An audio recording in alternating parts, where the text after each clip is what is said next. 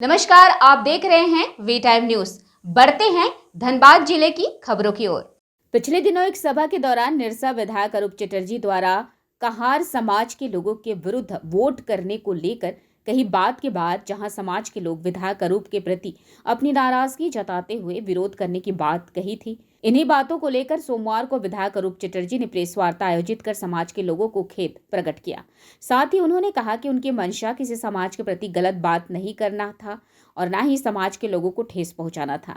उन्होंने कहा कि वो हमेशा से किसी एक वर्ग, जाति और समाज के लोगों के लिए काम नहीं किए हैं, बल्कि सभी समाज के लिए वो हमेशा से खड़े रहे हैं और आगे भी खड़े रहेंगे।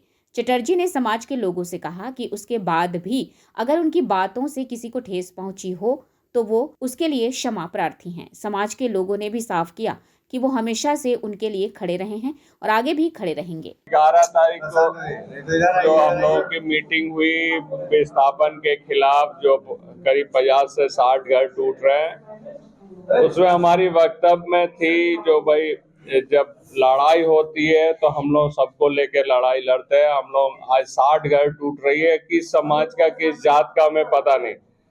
हमें तो 60 घरों को ही बसाने की हम ये प्लानिंग कर रहे हैं, जो कहीं भी सरकारी जमीन मिले तो प्लॉटिंग करके बेचे। जब केफएस की क्वार्टर की लड़ाई हुई तो हम लोगों ने कभी पूछा नहीं जो भाई तुम किस जाति के हो, किस धर्म के हो।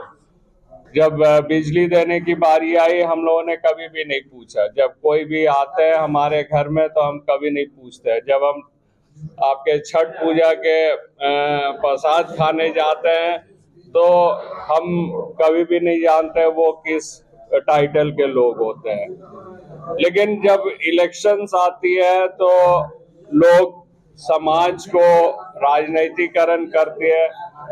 जो एक समाज अगर हमारे साथ रहता है तो दूसरे समाज दूसरे तरफ रहता है। इस चीज का हमारी विरोध थी और वो एक चलती भाषा में जो भी हमने कहा वो किसी को दुख पहुंचाने के लिए नहीं है। और हमने यही कहा जो भाई हम कभी जाति की राजनीति नहीं किए, धर्म की राजनीति नहीं किए।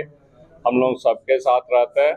लोगों को इलेक्शन में भी ये ख्याल रखना चाहिए जो धर्म और राजनीति में ना बांटे। इलेक्शन में जो उनके सुख दुख में खड़ा होता है और ऐसे लोगों के साथ रहे। अगर हमारे वक्तव्य से किसी को खेद पहुंची है तो हम उसके लिए हम क्षमा प्रार्थी। वी टाइम न्यूज के लिए निरसा से विकी सलूजा की रिपोर्ट।